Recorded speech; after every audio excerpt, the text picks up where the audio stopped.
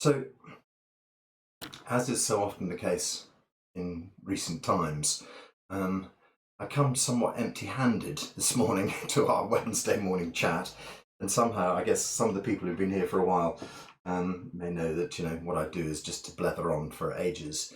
But sometimes, I'd find it interesting to know how you feel about the subjects. And I just wanted to raise one little subject this morning and perhaps ask you for some feedback.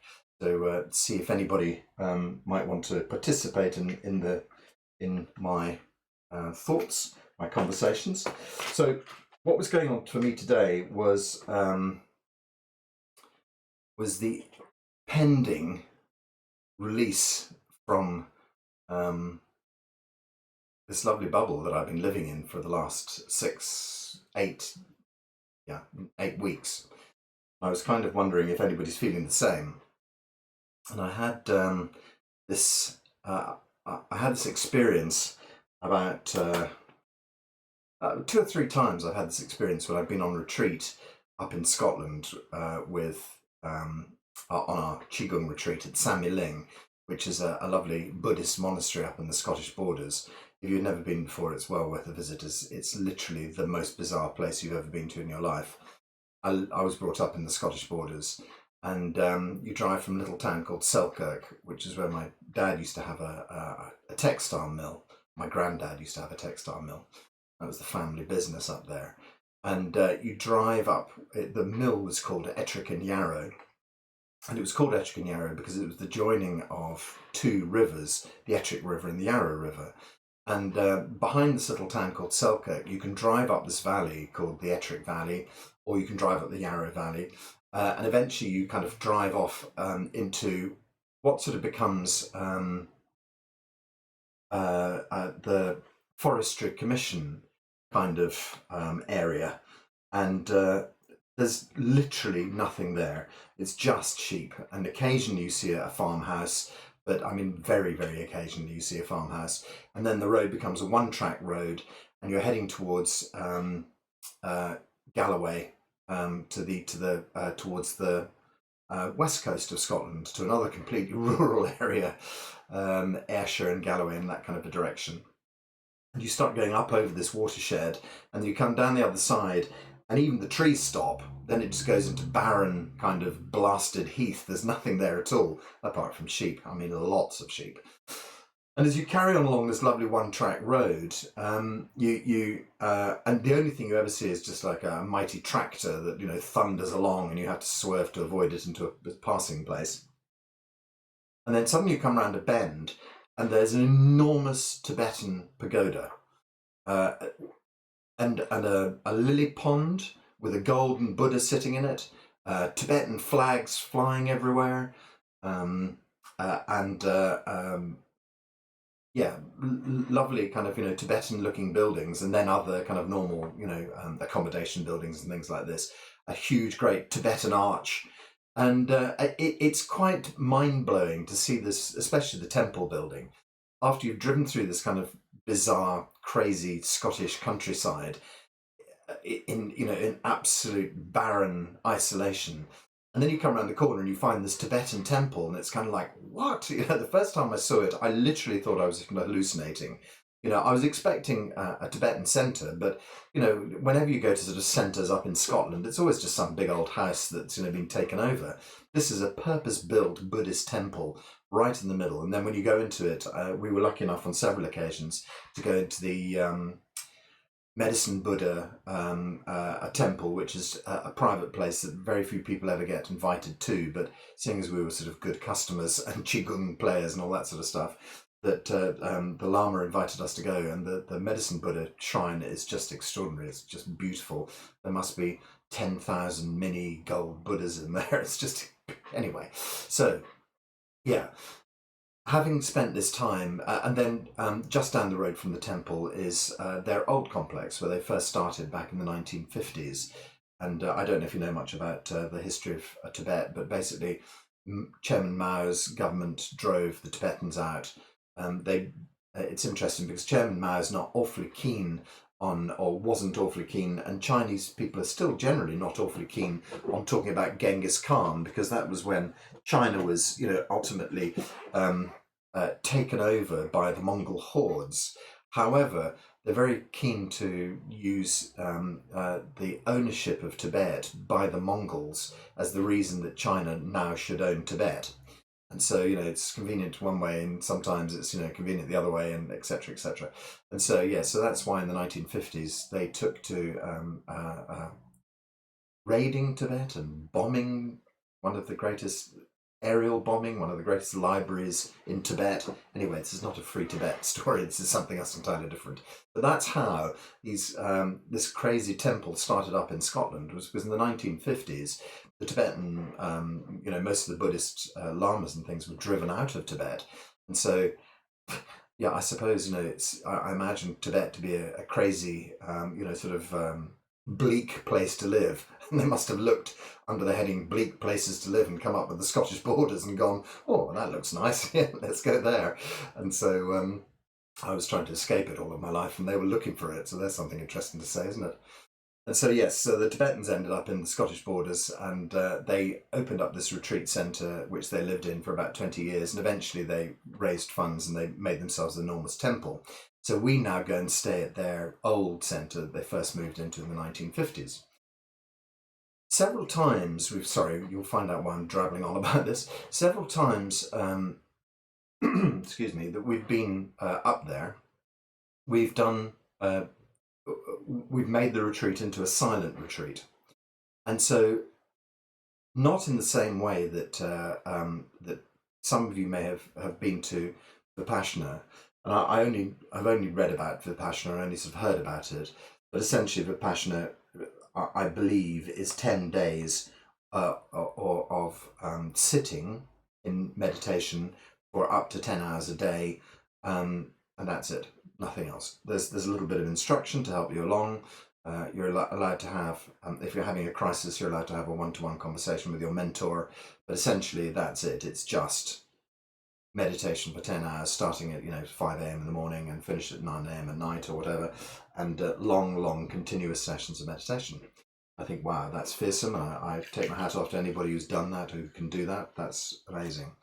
Ours was a bit more watered down than that. It was essentially we started on a let's say started on a Wednesday, as talking about what we were going to do, talking about the rules and regulations, i.e. when you walk along the corridor, lower your eyes so that you don't come into contact with people. When you're eating your dinner, eat quietly, don't talk to anybody. And we slowly phased it in over a day or so. And then we had 2, maybe 3 days of that, where the only talking that took place was Teacher Lou giving a talk on whatever the chosen subject was, and then we'd exercise together, we'd meditate together, and then we'd just sit quietly or go for a walk or do whatever you wanted to do. And at the end of those, oh dear, I made a mistake there, not switching my phone off. New phone.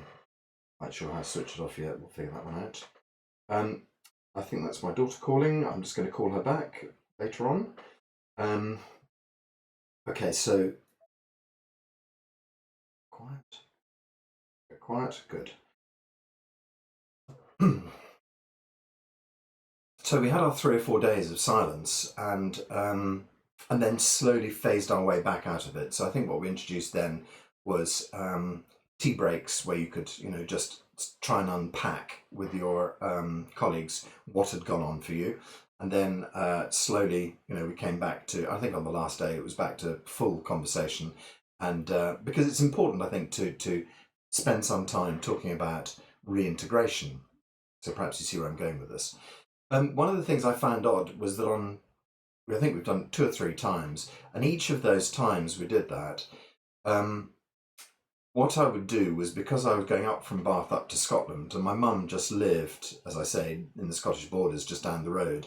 And so I would go back, I would spend 2 days with my mum before the retreat, and then after the retreat, I'd go and spend a couple of days with my mum afterwards. My mum lives on her own, and she's by nature quite a quiet woman. But we always like to go out to dinner together when we're together. And so there's a local pub. And when I say local pub, sometimes that's uproarious and lock-ins and things like that. That is not this local pub. This local pub is quiet, hunting, shooting, and fishing. Um, Octogenarians eating their smoked salmon sandwiches, that kind of thing. It's quite a posh pub, but it's also quite a quiet pub. It doesn't get much above a sort of library kind of hum. And so it's a nice place to go out for dinner. But going back to see my mum, and she hadn't seen me for 10 days or whatever. She had lots of questions she wanted to ask me about it, and then we had to go out to dinner. I found it really, really difficult to reintegrate with my mum, just on the most gentle of conversations. And I'm not talking about all day long, blah, blah, blah, blah, blah, chattering away. She's not a person like that at all. And so even quiet conversation, gentle, occasional conversation, and then being faced with going out to the local pub was a real challenge to get back into. And I was very pleased to have a day driving back in the car entirely on my own, in silence, to try and get back into to life, as it were. And so it was really interesting for me to discover that this period of lockdown has become an incredibly precious time for me. And I really, feel quite challenged about the ideas of going back into life. And, some of you guys are my students. I have to tell you, I feel quite challenged about restarting classes. It's probably not, it may be next week going into the park, and it may be, a month going back into the dojo, or 2 months before we go back into the dojo. Who knows? But it's actually quite a challenging prospect for me, because I've become quite a hermit in my time. I've really enjoyed it. I've taken walks every day, which I do anyway, but longer walks, longer cycle rides, going out into nature and really enjoying that. And I'm wondering, are you guys also feeling this sort of, feeling? Okay, so the next, so if you want to type a yes into the bar, you can do. If you want to type anything more deep than that, you can do. Please, comment in the conversation. Yeah, Penny says absolutely. Rosie, yes. Okay, so the question is, and Limerick too, good. Okay, so the question is, what is it that you fear? Okay, so that's a pretty big question. And I think that's the sort of subject for today is, what is it that's coming up for me? And then I suppose that allows itself to run out into a slightly bigger subject, which might be the question, what is fear? Okay. And so then the next question beyond that is, okay, so let's just dig into that for a little bit and have a look at that. Because that is ultimately, I feel apprehensive and perhaps anxious. I'm trying to look for sort of useful adjectives that give an idea. I don't really feel like that, I'm very happy. I've been to Sainsbury's, once a week or whatever, and I don't feel, oh my God, I can't go into the car park. We're not talking about that kind of anxiety. It's just a little sort of underlying sort of question about not wanting to break the bubble. And so there's clearly modern life, and modern life, as we all know, is massively invasive. I've just got a new phone, and I've spent the day trying to set up my new phone, and then just realised how many ways, how many streams of information I have coming into my life, and the tyranny of that information. So that's the first thing that's really come to me, and I've been sitting there, as I think I said to you last week. I've been sitting there thinking to myself, maybe I need a secretary. And then I'm thinking, oh, hell, I can hardly even afford to pay myself. How could I ever afford to pay a secretary? But you know what I mean? It's that kind of, it's Penny. Penny's made a comment there and said, she hopes my new phone is not 5G. I have to tell you, yes, it is, and I'm very excited by that. And there's only one reason for my being excited by the fact that I've got a 5G phone, is that I'm hoping to be able to broadcast live from the park, and I'm really hoping that that might help to work that. And so I'm sacrificing my health on behalf of my students, I'd just like you to know. And you can switch it off down to 4G as well. So I'm thinking I might try to boost it up to 5G when I go to the park and switch it off to 4G when I... What a martyr. Thank you very much. Cheers. Everything I do for you. It's a good song in that somewhere, I think, isn't it?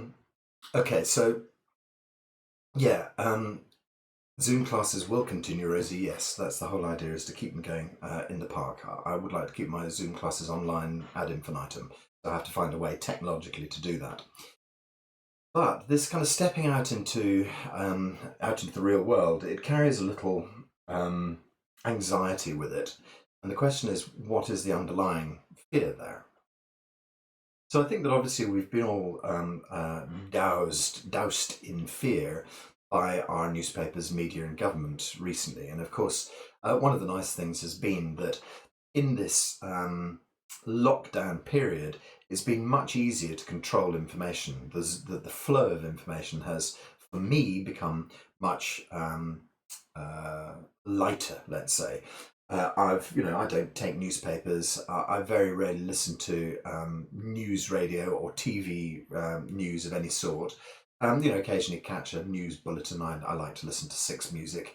It's got all the oldies on it, and yeah, cool tracks. But occasionally the news comes up. So occasionally, I'll hear a little bit of news pop up. But it's been heavily filtered for me. And so that has been a real joy. And that's something that's been a real joy for, on the retreat spaces, is having the flow of information cut down.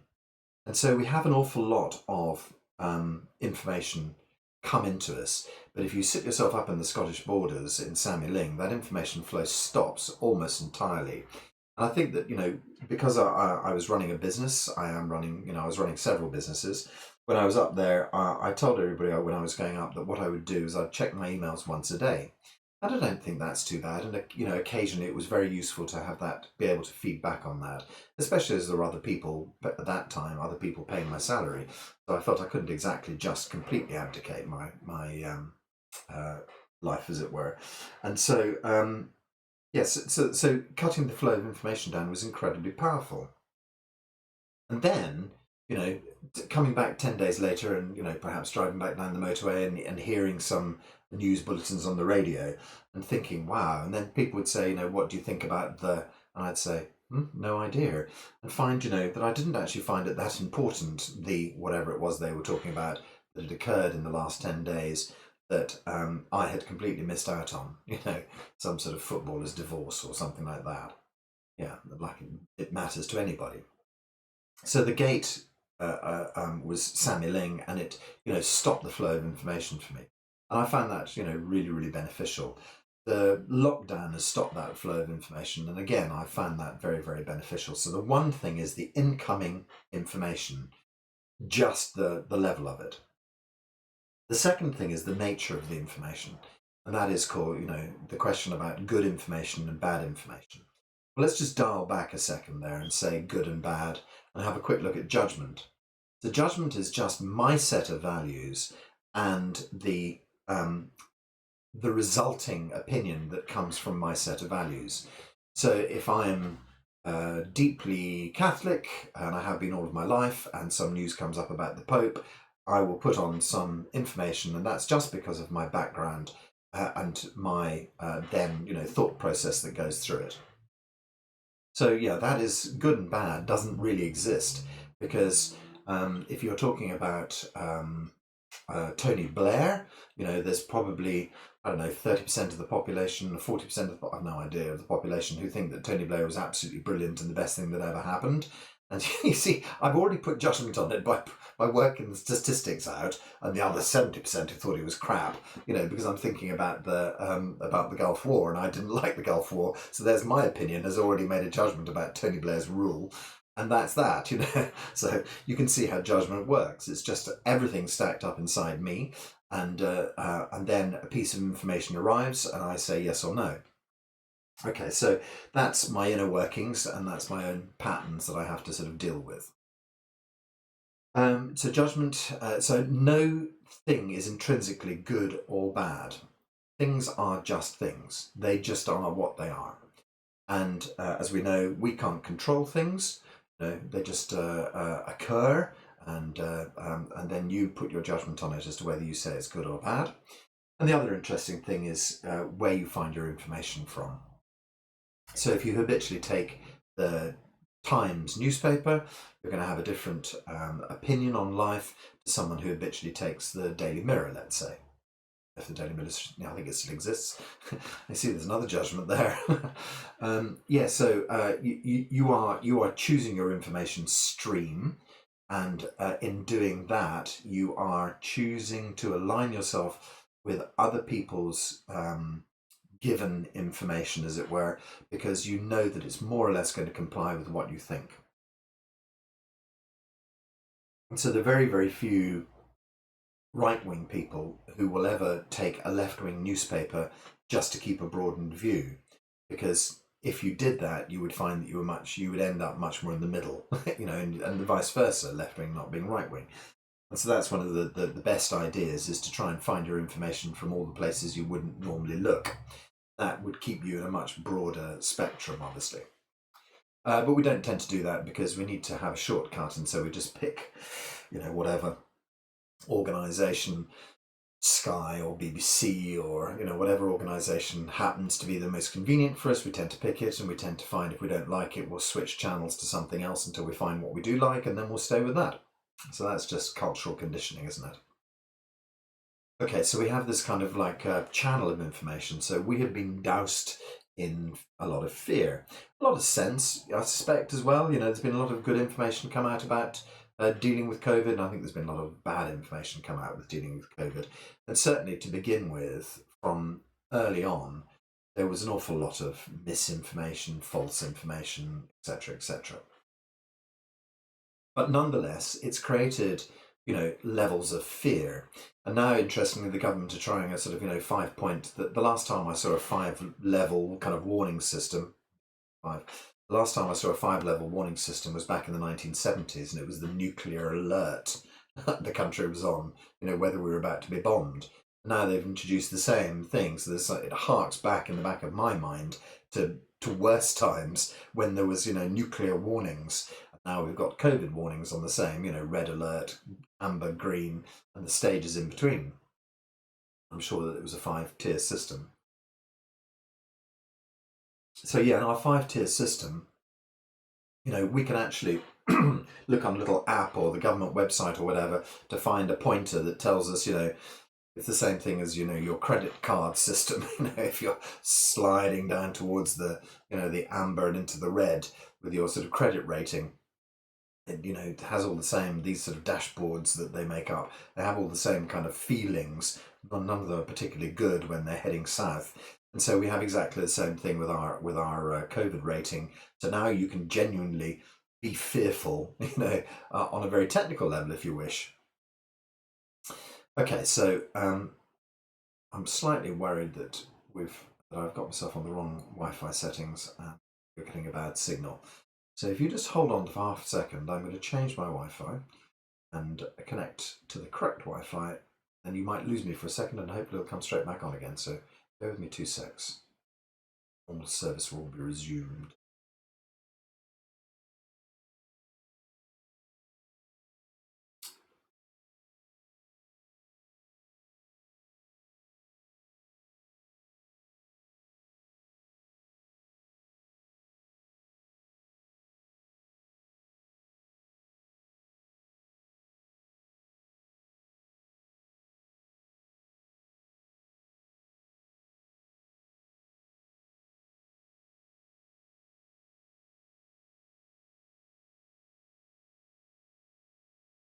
Right, okay, sorry for that mucking about. Can somebody just type into the bar if you can hear me okay, if you can see me okay, if everything's all working still? Thumbs up. I can hear and see you fine. Fantastic, all good, thank you very much. Great. Okay, yeah, I just suddenly noticed my Wi-Fi signal was sort of fading slowly in the background there.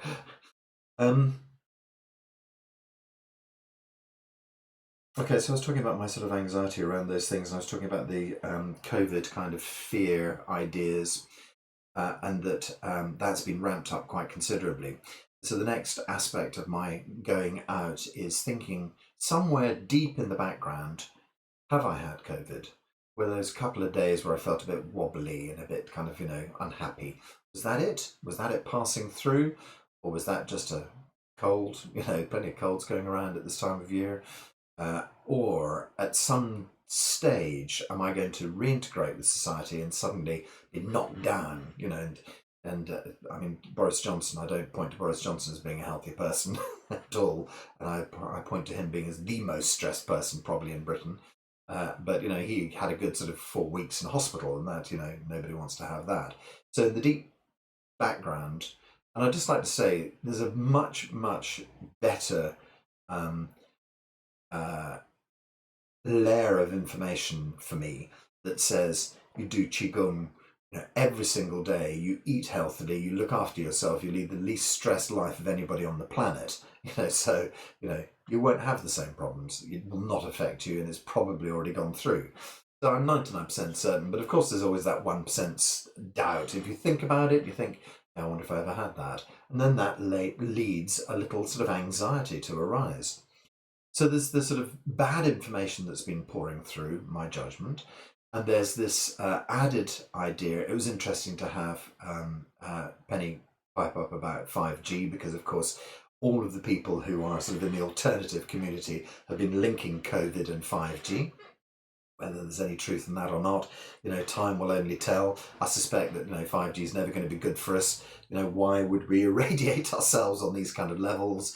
But on the other hand, you hear all sorts of people sort of say things like we get irradiated by more atoms from the sun, billions of times more atoms from the sun every single day than we do from 5G. So we're not getting to a 5G argument, by the way, but there's all sorts of different angles taken on it. And just as a little side loop on that, talking to Lewin Ling, so going back to my lovely teachers, Lewin Ling, who most of you have met, or quite a lot of you have met, or perhaps worked with online recently, and me saying to them, as you've heard me say many times, but surely it must be better for us to eat organic food. And they sort of say, no, not really. And then John's story about taking them, back home down to Suffolk and going past a McDonald's, or no, back, it was a Burger King, and Lewin Ling saying, oh, we can eat in there. And John sort of going, perhaps they don't know what it is, and taking them into Burger King, and the one going, I'll have the Big Mac, and the other one having, I'll have the cheese sandwich, the cheese whatever, and they all sort of knew the Big Mac menu, and it's kind of, okay. So clearly, they don't, and then questioning them about this, and then sort of, them saying, it's all just chi. You go, yeah, well, it's all very well, it's all just chi, but, so 5G is all just chi. But it's about your mindset, and it's back to this old story. If you feel that 5G is going to get you, then the chances are it probably will. If you feel that eating a Big Mac is going to poison your system, then I'm fairly sure that will happen. But the question is, can you then be of a strong enough mindset to understand that the information that comes along with your Big Mac is only information, and that if you transform that information into something positive rather than negative, or just take the sting out of the information, let's say, because positive and negative, as discussed, just a judgment. And so if you take the sting out of the information, are you able to benefit from the energy involved in the transaction? And so the answer to that would, from their perspective, from my perspective, would always be yes. And so, yes, they don't mind having a glass of wine, they don't mind having a Big Mac, that nothing is ever done to excess is the key. And then perhaps you might suggest that, living in a 5G world would be excess, and that's where the problem comes in. And that's being done to you. And so the question is, can you transmute that? And I suggest the answer is yes. If what you're doing is keeping an eye on your body, if you're keeping your practice levels high, if you're not feeling put upon by anything, then that will be your road to salvation, let's say. Okay, so we've got our fear levels of COVID, and I'd say that the optimism behind my optimism behind my ability to deal with COVID far outstrips the worry that I have. So that's, it's on a sort of a scales level. My optimism's here and COVID's fear is down here, and I think that will give me the best, and again, time will tell. And if you find me 4 weeks in hospital, then you'll see that maybe, I have to face that fact, and I will have to look long and hard at myself and ask what's gone on. And I remember that, no, that's not a useful story. Okay, so what happens next? What is that fear about? And ultimately, the fear of COVID would come down to the fear of dying. So let's just take a few other fear examples. Fear that one's income will suffer badly during these times. Where does that lead you? That leads you into debt. Fortunately, we don't have debtor's prison anymore, but perhaps ultimately that leads you to some sort of financial problems where you may become bankrupt. You might have to sell your house to cover your debts, God forbid, and that you'll find yourself in a situation where you're suddenly, thrust into rented accommodation in a council flat, living off the dole, and eventually, what happens is that it's no surprise, I don't think, that we're having this inquiry where they're saying, why are people of colour 4 times more likely to die than people from a white ethnic background from COVID? And I think that it's only too obvious. I don't think we need an inquiry to spot the fact that there are a huge amount of underprivileged coloured people living in Britain, and that those people are living in very intense circumstances, in kind of bad housing and things like that. And there's also an intimate connection being made between COVID and sugar. And so the COVID and sugar thing, gives you another connection between Lidl and inequality, financial inequality. So let's say that what we're looking at here is, just a social setting where people who have who are not very well off, who are living in cramped accommodation with many, many other people, who don't have gardens to go out in, who don't have the money to go and buy themselves organic, healthy food, who don't know about their qigong and don't know about transmitting and transmuting the information behind Lidl, sugar, overcrowding into something positive for themselves, into looking at their lives in a positive way, then these are the people who seem to be suffering much more deeply from their sort of COVID, situation, and have a much higher mortality rate. So yeah, sure, the socio-economic situation behind COVID is obvious, and so the story that rolls through the socio-economic thing is a fear-based story. And so perhaps in my desperate scenario where you've run out of money because of COVID, you've lost your job because of COVID, your life has collapsed because of COVID, it'll lead to you selling your house because of COVID, you end up in a council flat because of COVID, and eventually your nutrition collapses, you become deeply depressed, and you may face your mortality. So, perhaps, and wow, that would be a spiral, a terrible spiral for anybody to take. But, I don't know how anybody stands at the moment. Perhaps you're already facing some of these challenges. And the question behind it is, what is the ultimate fear? The ultimate fear is that you're going to die. That COVID's going to kill you, or the resultant of COVID is going to kill you, or it's going to kill some member of your family, or the resultant of COVID will kill the member of your family. But those fears exist in the 21st century in spades. You just, not today, just going out and crossing the road. Although I have found, and I don't know if anybody else has noticed, in these times of lockdown, people are much worse at crossing the road. Things have gone quiet and people have lost their sense of looking out after themselves. And so I was walking along the pavement, and now, there's this social distancing idea where people look at you and they think, oh, I'm going to stand well away from that bloke. And this woman who was running towards me doing her daily jogging with her headphones on, she ran out into the middle of the road, did a huge loop and ran back in. And I wanted to say to her, have you never heard of cyclists or electric cars? She could have been dead in an instant. So somehow people crossing the road were losing the ability to do that because of lockdown, to do that safely. But that's it, mortality could have come to her, or, the lack of mortality, i.e. death, could have come to her in a split second due to her fear of COVID. It's got very strange ramifications, this whole thing.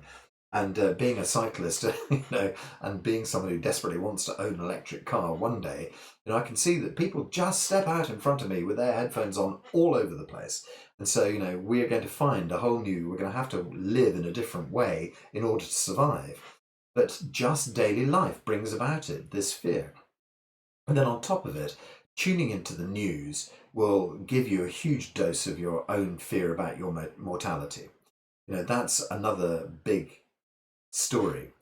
Is that just by seeing other people in these dire straits sets off a deep-seated fear story in yourself, and you, without realizing it on some subconscious level, you're also feeding that into that fear thing. Someone trapped in a lift, trapped down a mine, in some train accident, a plane crashing out of the sky. And at some level, your brain doesn't really know whether it's happening to you or whether it's happening to someone else, because your brain is a locked box. It's called black box syndrome. I don't know if you've heard about this, but essentially it's the old glass jar experiment. How can you prove that your brain is not in a glass jar in a laboratory? And so, it's kind of like, well, quite clearly, it's in here. But that's the question. Are you actually just in some lovely 3D virtual reality? Well, the answer to that is yes, you are. But let's not go into that one today. How can you tell that you're not just in this locked box and being fed data? Because quite clearly, your eyes are not actually bringing pictures into your head. It's not a TV set. What's actually happening is that your eyes are transmitting that information through electronic signals and being decoded in data bits, if you like, inside your brain. And so it could just as well be a plug into your brain feeding you visual signals, a plug into your ear feeding you audio waves, sensory waves into your nerve system. So it's one of those things we cannot prove that we actually exist. It's a daft, thought experiment, but it is, quite nice. It does make you sort of think, okay. But the truth of that thought experiment is that you can't really tell from watching the television at some deep limbic level in your mammalian brain. You can't really tell whether the information you're being fed is real or fake. And I say real because this really is a 3D simulation that we're living in. Your sort of spirit or your soul is living in this lovely 3D simulation, and to us it seems very real. But actually, I think that on a universal basis, it's a completely different story. It's just like we are The Sims, if you remember that 1990s 2000 game. Little people walking around, making families, building houses. You control it all like God. So whether you believe in that or not, that's a different story. But yeah, so we've got our little locked box syndrome, and your brain can't actually tell whether you're being fed real life information.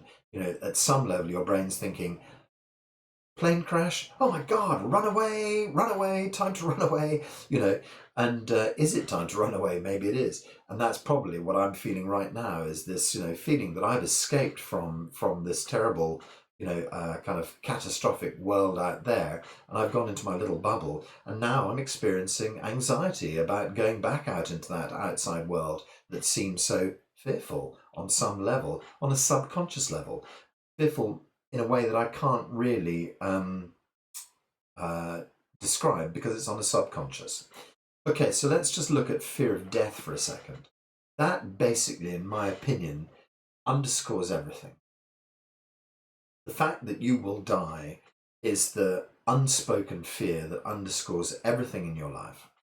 And so we've got, sort of minor anxieties, which are things like loss of face. I don't want to be found out by, my friends to be inadequate, something like that. So that's a sort of typical kind of loss of face idea.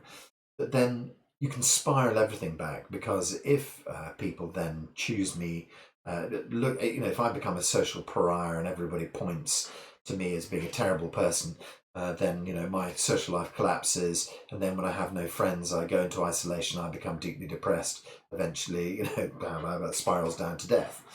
And so loneliness is clearly on that pathway. Living on your own, will you be lonely? Because loneliness is something we identify in the old as being the pathway to death. So everything in your life ultimately boils down to your mortality. That's the fear that underscores everything, I would contest at some crazy level. And I only say crazy level because it's terribly easy for your subconscious mind to spiral into these deep kind of fear scenarios without you even knowing it, without you really understanding what's going on. And so the fear of death ultimately controls how you behave. And if we all lived without a fear of death, then we would live in this joyous kind of life. And then one day you die and it would kind of be, okay, so here we move on to the next. So the things that surround death, we have a terrible sort of sadness and everybody cries and everybody wears black, or China, everybody wears white, but we have this kind of sad, desperate feeling that, it's a terrible loss. So how do you combat that? Crikey, we've got some big subjects here, haven't we? I didn't really know I was going down this road. How do you combat that? So one of the things is understanding or possibly believing that there is life after death. So if you're prepared to accept that there's life after death, and that you've heard me tell my story before about me speaking to my dad through a medium, that for me was the sort of the signal that there was life after death. Hmm. To be fair, some of you probably haven't heard that story, and I'm not going to go through it again, but it totally 100% convinced me that it was possible for me to talk to my dad a year after he died. I got great information back from his energy, let's say. And so, on that basis, that made me think, well, okay, if there's life after death, that's great. So, there's still some essence of you continues on after this kind of, meaty bit moves on. And then a lot of research work with listening to Alan Watts, who describes himself as a cosmic joker. Alan Watts was a philosopher who died in the 1960s, I think, or 1980s, perhaps 1970s. I was really sad never to have come across Alan Watts until after he'd passed. But his books are absolutely fabulous. He's really, really interesting and nice. Some of them are very specialised. He talks about Buddhism or Taoism and deep sort of or Zen Chan Buddhism. He's very into. But some of the talks you can find on YouTube, and I mean the wisdom is astonishing and beautiful. But he talks about death, and he just sort of says, it's so sad that when a baby arrives, everybody pops champagne corks and brings presents and things. He says, that's exactly the same thing you should be doing when people are dying. You should be there with them, partying. Occasionally I share a story about a fantastic guy who passed away. He was one of my cause celeb, whatever the phrase is. He was someone who he'd basically said to me, I'm going to die, Jeremy. And I sort of said to him, well, I'm not going to let you, And he sort of said, well, nobody can stop that. That's what's happening. He was deep into the cancer process. And he said, what I really want you to do is to help me as much as you can. And I sort of said, sure. And so I shared, that was a time when I was doing medical Qigong therapy. And that was the difference between what I do now and what I do then was build my own personal Qi up to a very high level and then emit my personal Qi into someone else and help prop them up energetically. So it didn't take long for me to discover, I say that, it didn't take long, it took about 5 years for me to discover that was a pretty short-term story. Because whilst you can give people a great lift and you can help them for a few days, that very soon starts to dum, dum, dum, dum, the effectiveness comes right back down.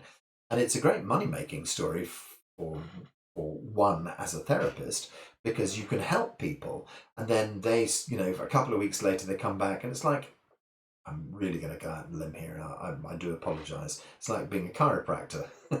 Oops, sorry if anybody's a chiropractor. Please forgive me. Because there was an interesting, I was trying back comment about that up by talking about an MIT.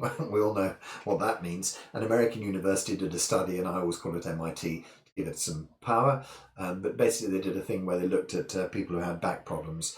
Essentially, 80% of people who went to a chiropractor had to return within 3 months with the same problem and had to return and had to return and had to return.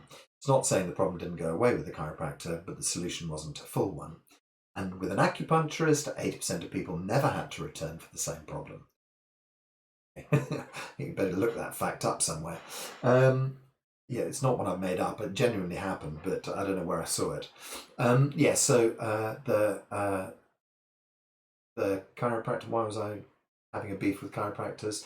Yeah, it's this idea that the chi emission is a kind of a short term win, but that people would then need more chi delivering into them, if you like, to keep them going.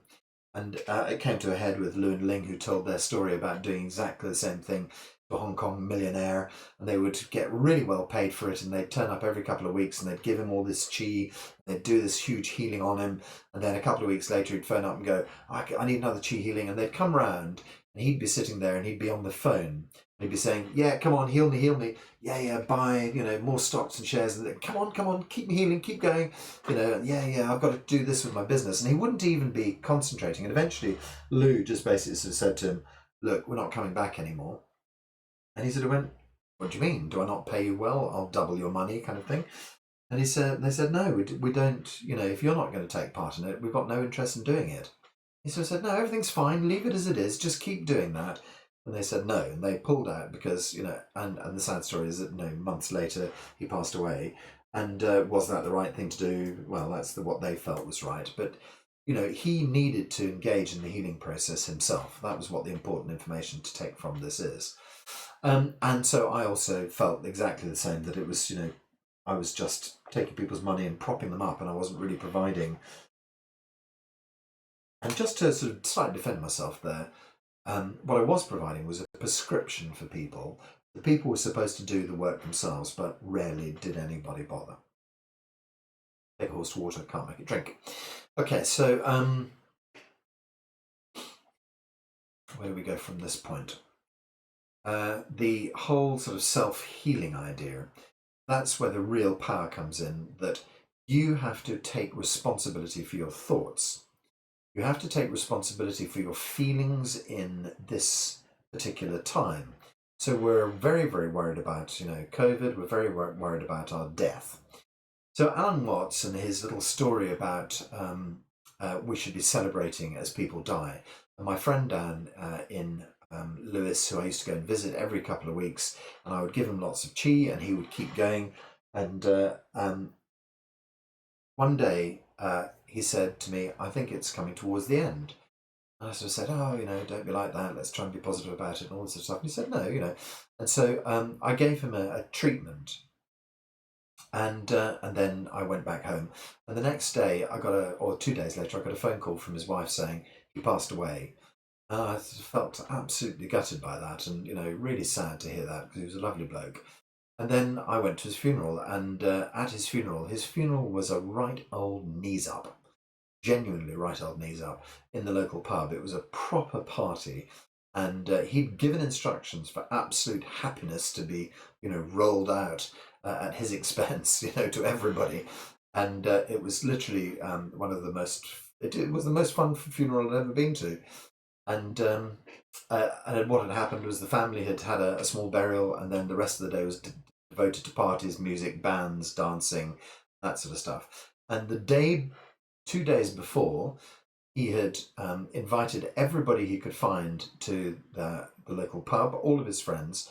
He'd been seeing his friends, from far around the country, bit by bit, and then he'd seen everybody in the town had been invited to the pub for a big night with music and dancing. He'd danced all night long.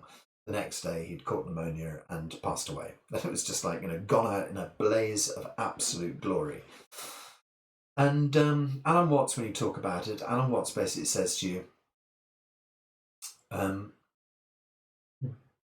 you can think yourself about this little thought experiment. Do you remember the moment before you woke up this morning? And so, the answer, I guess, to that is no. We don't remember the moment before we woke up. We were just awake, and there it is, oh, hello, here's the morning, And he says, life and death, exactly like that. You don't remember going to sleep because you just fall asleep. You don't remember waking up because you're just awake. And he says, if you believe that this continuous soul story goes on for you. It's just going to sleep and waking up, and here we are again. Oh, new life, on we go. And enjoying it to the fullest. Nothing more dramatic than that.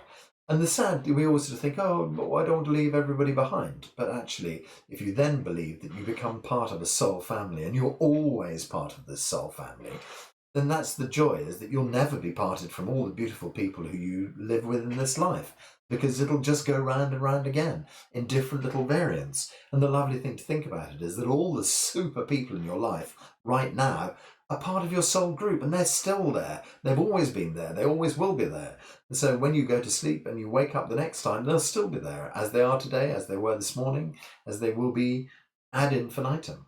And so the whole idea of death then takes the sting, just starts to disappear. And if you can start to embrace that idea, you can live life much more fully. If you're worried about going out there and getting COVID, then you've still got that death fear lingering. And if you can start to assuage those ideas and live fully and happily and just think, well, that's the path I've chosen, this is the way it goes, then every life will be a blazing day of glory. Every day will be a blazing day of glory, and you'll live fearlessly. And then living fearlessly will allow you to have the most incredible life. So, live fearlessly. Have no fear, people. It doesn't matter. Nothing matters. That's the truth of it. And it's just that we put so much import on everything we do. The truth is that nothing actually matters at all. Whether you walk out into the road and hit by the bus, or you live for another 20, 30, 50 beautiful years, it doesn't matter either way. And so all you have to do is to embrace that idea. And then you have to embrace that idea with your family as well, and say to them, look, let's not feel worried about, going, because when I go, I'll see you. When you go, you'll see me. We'll be together for always. And if you can wipe that fear of death out with your own family, then everybody's going to live a glorious life. And when you pass, you can have champagne corks popping and people partying, like my friend did, bless him. And then and then continue again into the next one. So if you have a fear of life, I suggest you read some Life Between Life books. And okay, come on, rather than me just calling him David Irving, which is deeply wrong, I suspect. Life. Between Life.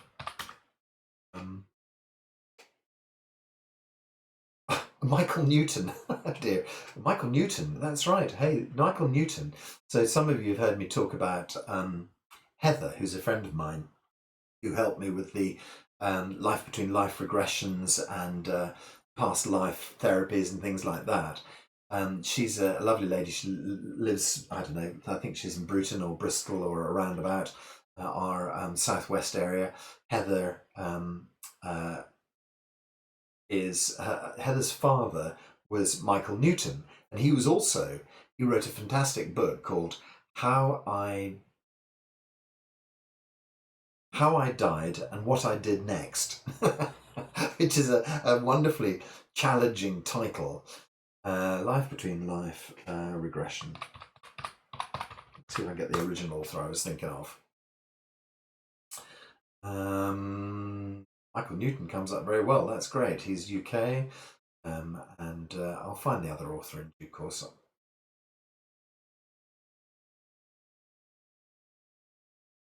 How funny. It's not coming up. Destiny of Soul. Maybe it is Michael Newton. Journey of Souls. Yeah, perhaps it's Michael Newton. Anyway, there was another author who I read while I was doing my rebirthing course in California, which was in Virginia, which was amazing. He was a lovely author, but I'll dig him out one day, and I keep on calling him David Irving, but Michael Newton will do just as well. Hazel's dad.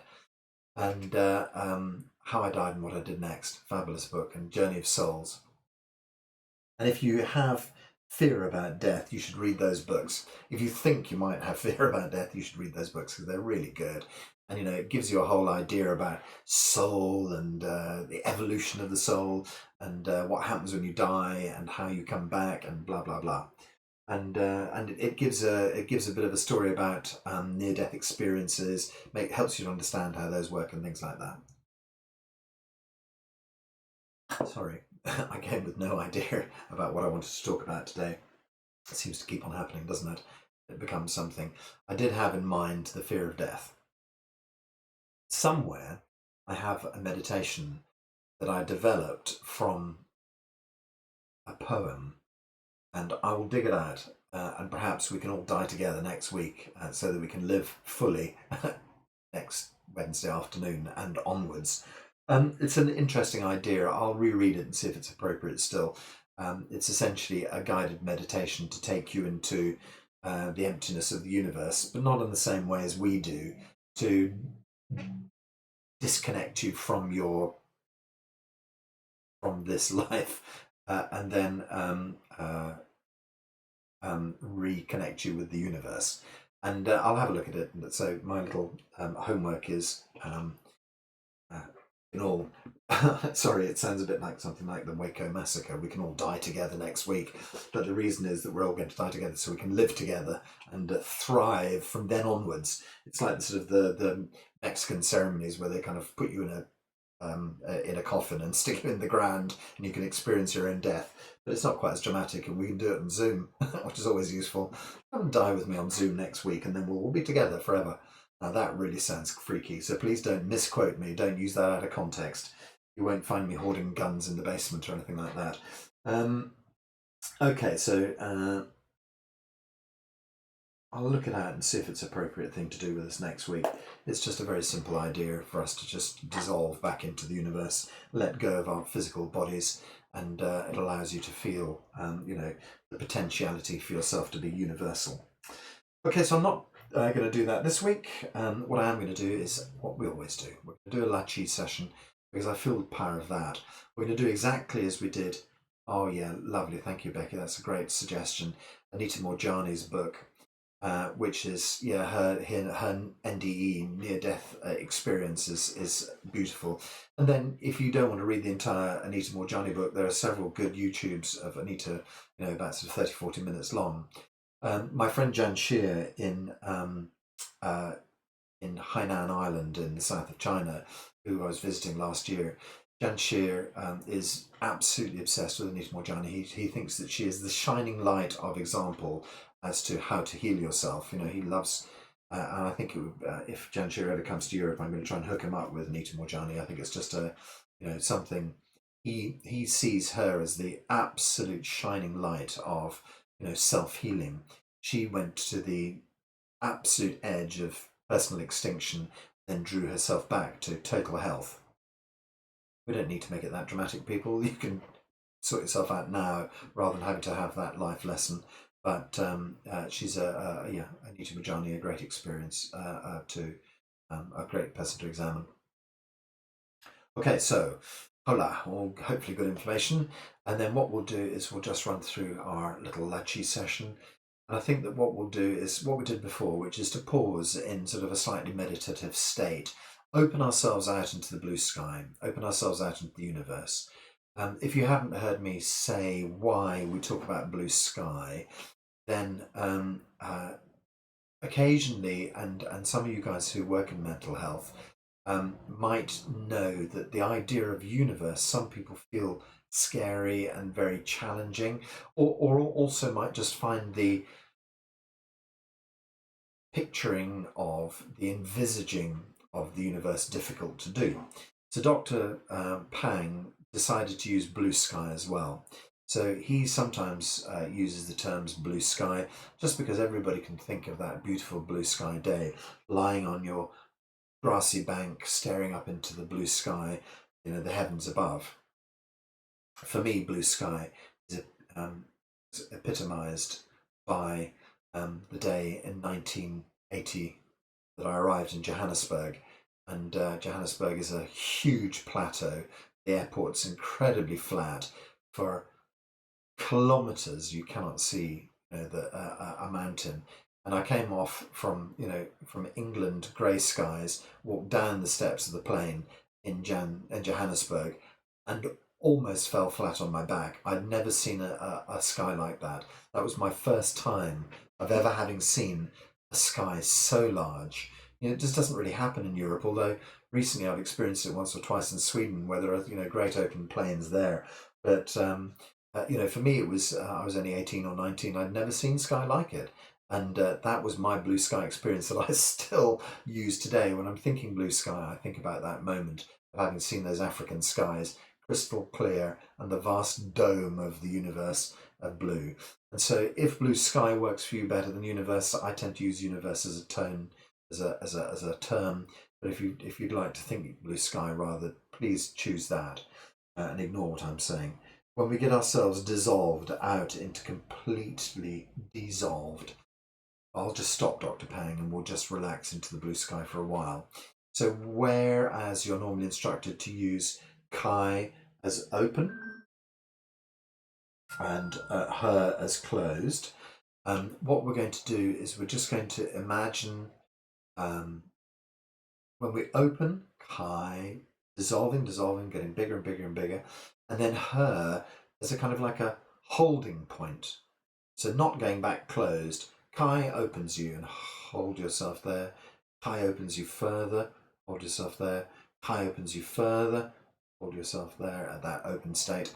So you can also use, her as a sort of a marker or something like that. Okay, so let's just run through our meditation then, and we'll settle into these kind of into this open space, and then we'll dissolve ourselves back and use her to run ourselves all the way back down into our bodies, as it were. Okay, so now what I'm going to do is just to start Dr. Pang background.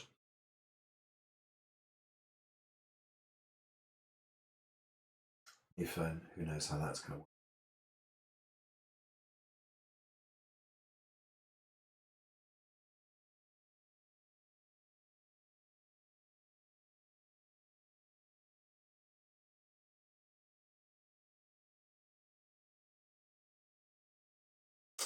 The answer is very badly. So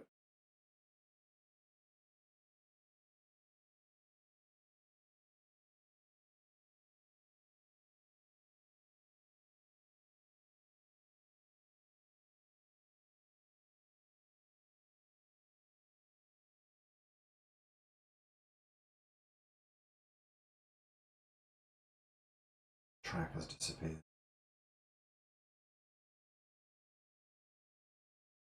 Sorry, I should have prepared this before. Actually, translation of Dr. Pang. Hola, hola. And it. Okay, so let's see how this works. Okay, great. So I'll just pause in for a moment. Let's just get ourselves into a comfortable posture. Relax the whole body. Body relaxed and calm. Mind drawn deeply inside. Eyes closed. The shutters closed.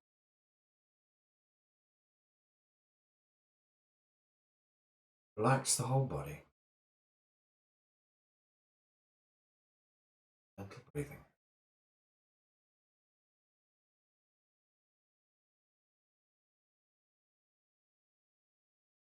Really feel inside your body. Dissolve the edges of your body into the chief around you.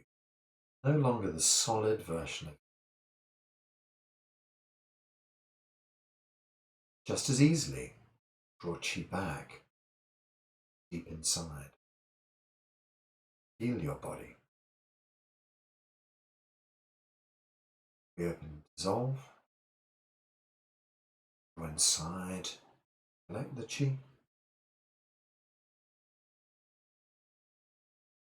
Very simple ideas, just dissolving and feeling the reality of your body. Let us just work with La Chi. What we're going to do is just allow the whole body to dissolve today. If you're working with something specific, that's great. Go ahead and do that. You probably know how to do that already. But I'm suggesting that what we do is just let go of our entirety, let go of everything out into. I don't have to put any particular judgment on that. Just letting go of everything, softening into the background, dissolving into chi. And then from this wide open space, we're going to pull back healing chi into our bodies. Rebuild your body perfectly. Rebuild your patterns well. All the past can be let go of. All past illnesses, all past patterns, all the past hurts that have shaped you can be let go of in this particular meditation. Right here, right now, we choose to heal ourselves. Let's begin our La Chi.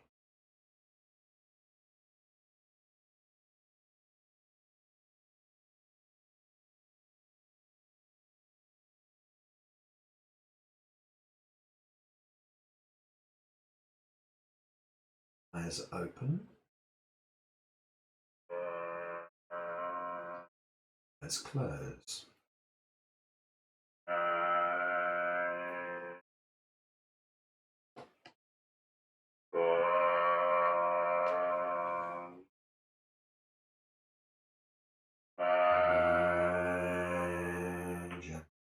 Down. Letting the chi flow deep inside.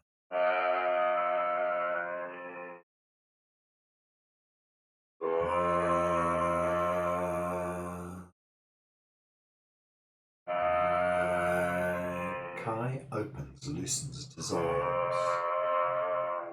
That draws great chi into the body.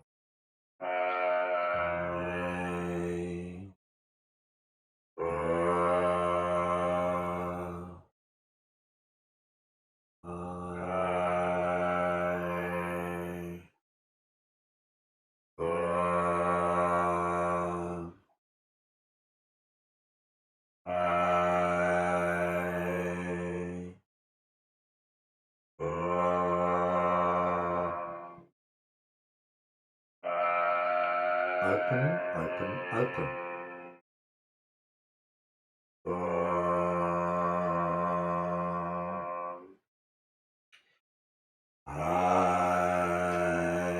Kai softens all the ideas. Pours great chi in at the roots.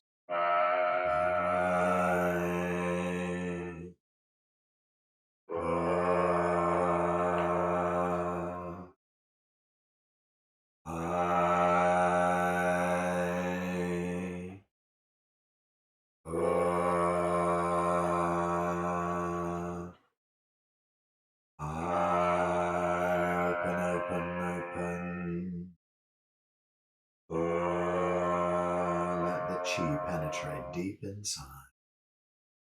Open, open, open.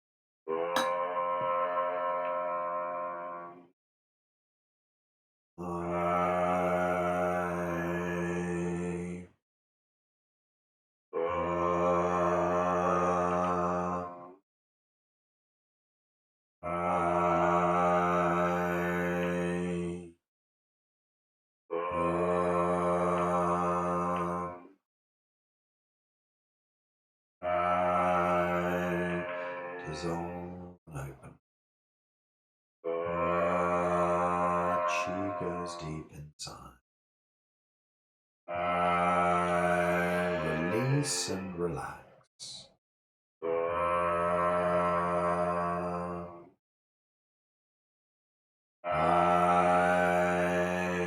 Letting go at the deepest level.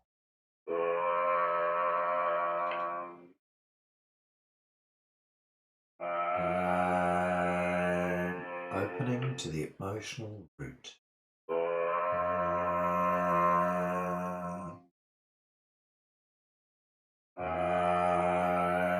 From the deepest root of your problem.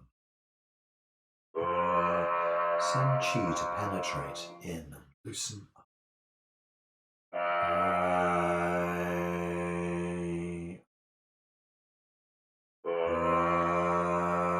Send chi deep.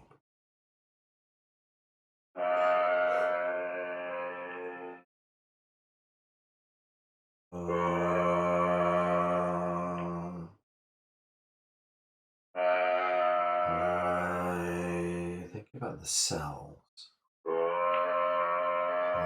Sends chi deep into every cell of your body. Dissolve at a cellular level. Send chi deep inside. Opening up the DNA.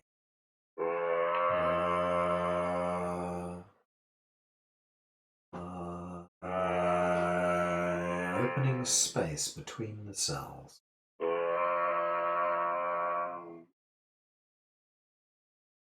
Imagine that space opening between the cells.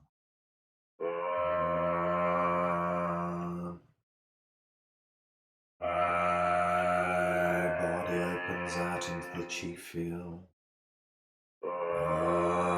Chi goes deep inside. Space inside each cell.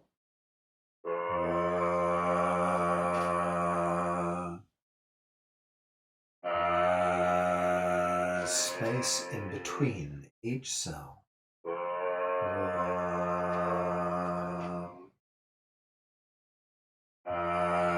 Make each cell bigger and bigger.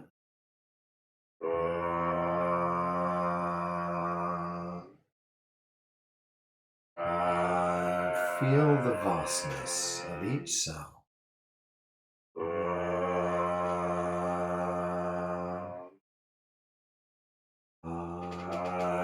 Open each cell. Now we're going to imagine that we can go inside a cell. The cell opens into vastness.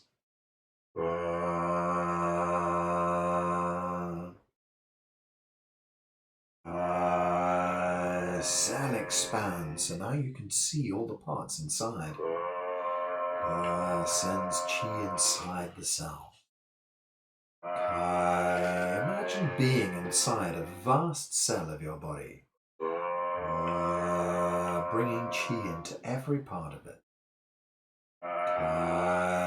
Seeing all the mitochondria, the little batteries that power the cell, sending chi deep inside. Seeing the nucleus of your cell and inside it all the DNA. You send great chi deep inside.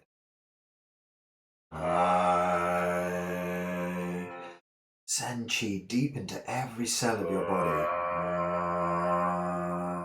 You see this one cell filled with good information.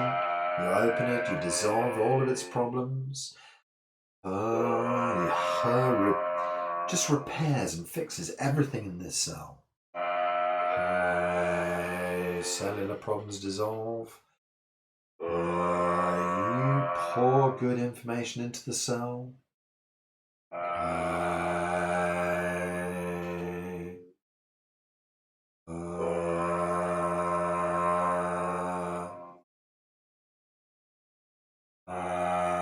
So just see all the space around your cell now. This beautiful cell floating in a pool of interstitial fluid. Opens up the space all around your cell. Sends good information into the fluid in the cell.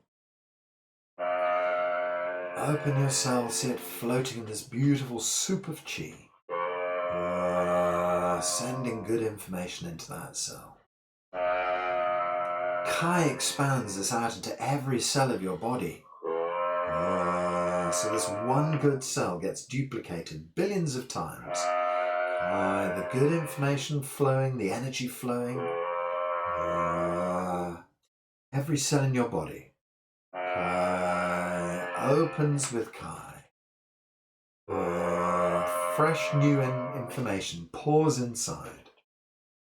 Every cell of your body working well. This great healing going deep inside. Fresh information in every cell of your body. Goes deep inside. Now expand further. Let's start to open the whole body up. Just holds you in this lovely open state. Expand yourself out to the blue sky, keeping your body wide open. Every cell, every bone, every muscle, every tissue dissolving into the universe holds you in place. Think of every cell of your body out in the blue sky.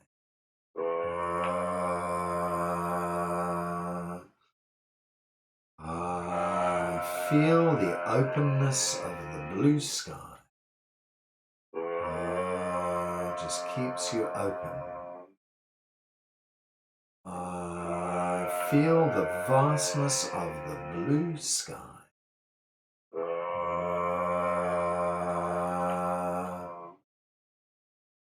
Open, open, open, open, open. Keeps you in place. Open, dissolve, relax, give up.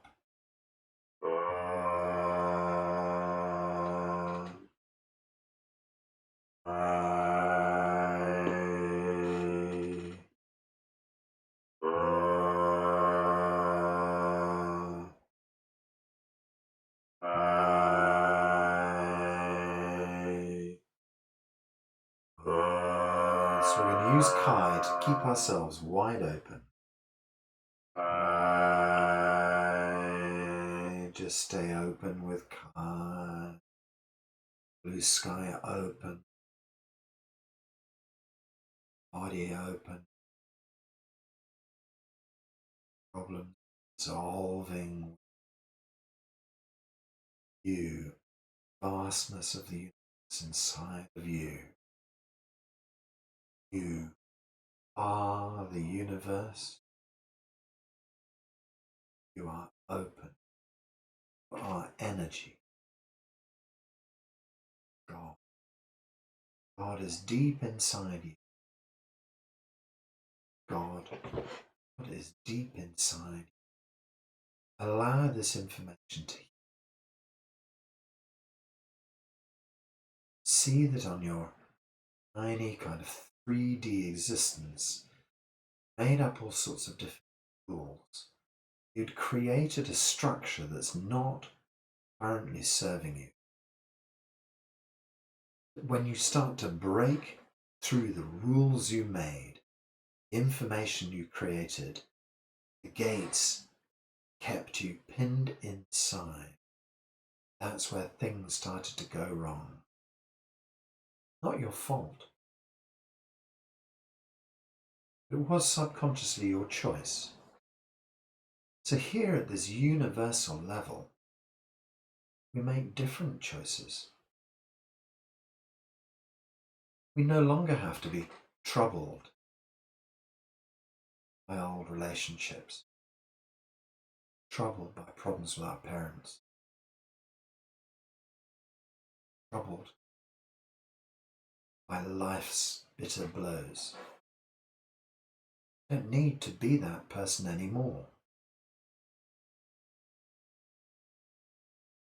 You can thank that experience.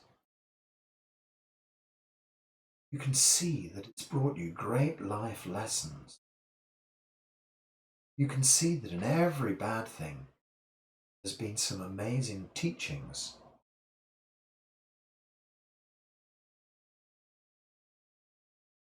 But you don't need it anymore. Don't hold on anymore.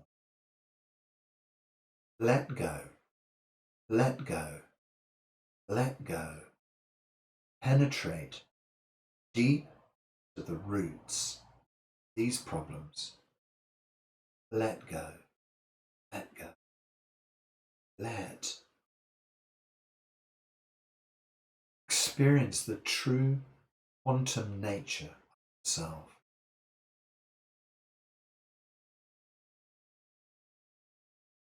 Quantum science, we say quantum collapse. That's when your intuition interacts with the quantum chi field. From non-being, information starts to pour into this current reality. This is a top-down healing. The new you, the universal you, pours this information into your body. It pours through and it starts to change all of your thoughts, all of your emotions, eventually physicality. So at this highest level, allow yourself to dissolve all of those problems, bring great new information in about your life. Way beyond current, above and beyond the small 3D life. Now we're talking about universal, the Godhead within you, allowing yourself to manifest extraordinary change now, not tomorrow, not next week. Yes, tomorrow, and yes, week, yes, next week. It all starts in the seed of now. Make that seed grow, blossom. Next week's healing, next month's healing, next year's healing will happen without you even trying. What we're doing now is dissolving inside us patterns that held us in place, letting go things we no longer need, releasing ourselves from our earthly bands, drawing into ourselves the power of the universe, recognizing inside ourselves our true divinity, knowing that we are God.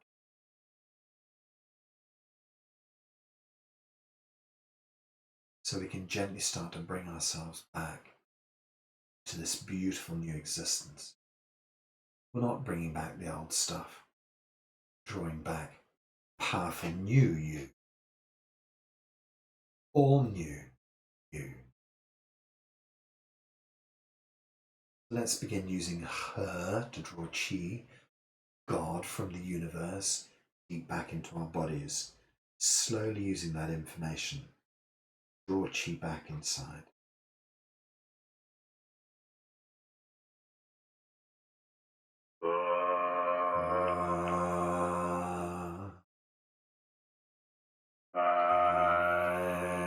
So placing all the emphasis on her, drawing amazing resources into your body. Kai just gently holds you. Draw the universe inside. Kai holds you in this beautiful healing space. Fills every cell with chi. Accessing God. Pouring this new information to every cell.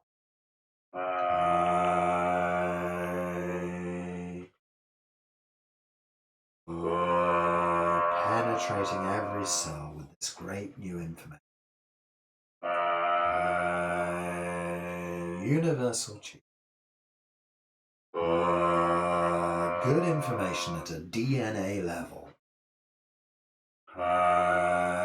Universal chi. good chi supporting every cell of your body. Wide open. The roots permeated with fantastic energy. Universal God. At one with your cells.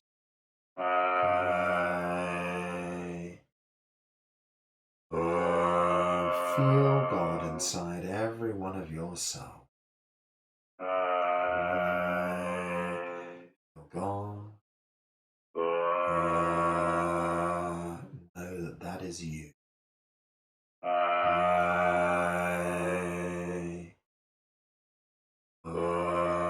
Chi deep inside.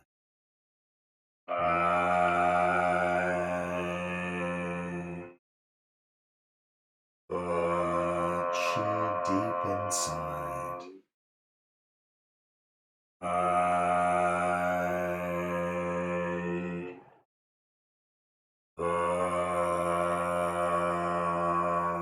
Good, just a couple more then.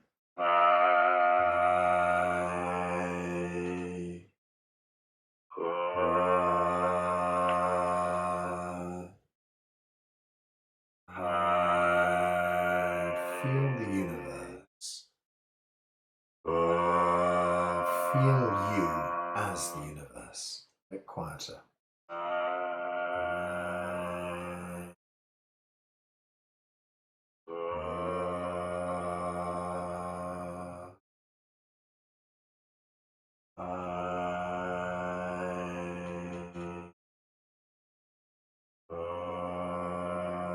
Okay, we'll just do our last two in complete silence.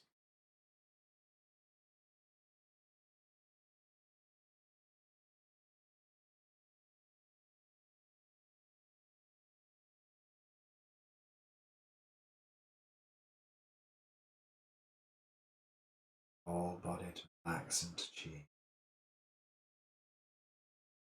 Feel the power of this process.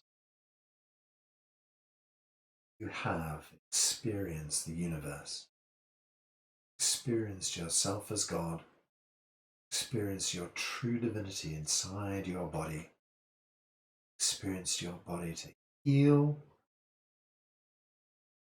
ease with which your body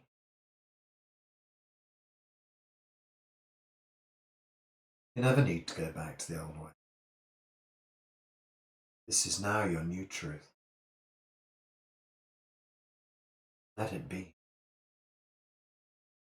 Let it be. Every level.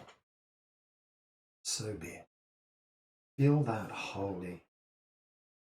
Whole. Okay, holy, I like that too. Healing.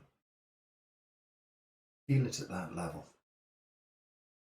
Deep inside. Truly profound change, healing brought about right here, right now, in a moment. Everything.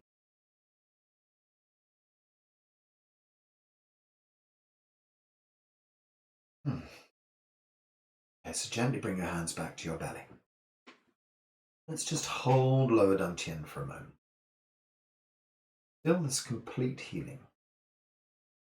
You can draw some circles around the belly button. 3 circles anti-clockwise, just gathering chi to this center point. 3 the other way, just signaling to your body that we're closing down, holding all the chi inside,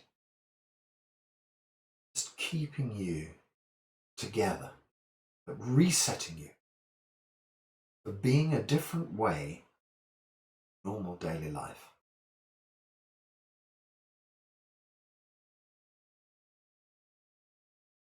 You've reprogrammed yourself at the deepest of levels.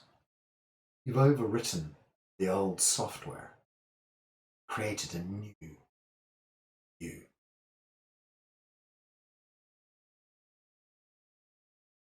Just feel yourself inside your body. Feel the reality of your new healed body. Feel how it feels at the cellular level, at the muscular level. You can start to perhaps move your shoulders a little bit, perhaps move your back, move your toes, perhaps move your fingers a little bit. As you sit here, just imagine your Wei Qi layer, that fabulous external chi field. Just feel your ability to protect yourself with this energy. Protecting the deep, deep level. Chi field protects you from external influences, viruses, bacteria. You've got it. You've got this incredible, powerful healing field around you. No fear of COVID. No fear of anything. No fear of death. Just live today in absolute happiness and joy. Live every day like that. Big smile on your face. See yourself in your wonderful shield of energy. See this chi flowing around your body well. See this great new information you've planted deep in every cell. Feel the reality of that. You can slowly open your eyes. And you bring yourself back into this space. And I really like being with you guys. I really enjoy it. That's fabulous. Thank you very much. I'm feeling completely. I've got to try and get myself together now. I've got something to do. Come on. Hello. Okay. Let's say haola, because that's always good to bring us back into the space. Haola. So haola, we put our hands up in the air. 1, 2. Haola, if you don't know, means everything is good already. We're going to unmute you. And so we can all say haola together. Often of haolas. Lovely. So hands up in the air. 1, 2. Haola. 1, 2. Haola. 1, 2. Haola. Fantastic. So thank you very much for all being here. I'm still doing advertising for my day on the 24th of May. We're spending a day together where we can all do our we can do morning exercise, then we'll do talks in the morning about healing. Then we'll do lift you up in the lunchtime. In the evenings, we'll do meditation together. So it's a whole day of being together on Zoom as a retreat day. So if anybody fancies joining on the 24th of May, please do so. Otherwise, class tomorrow 9:30, perhaps see some of you there. Class tomorrow is 6:30, perhaps see some of you there. Very good. Ciao, everyone. Bye. Bye. Have a lovely day. Live life to the fullest. Bye. Bye.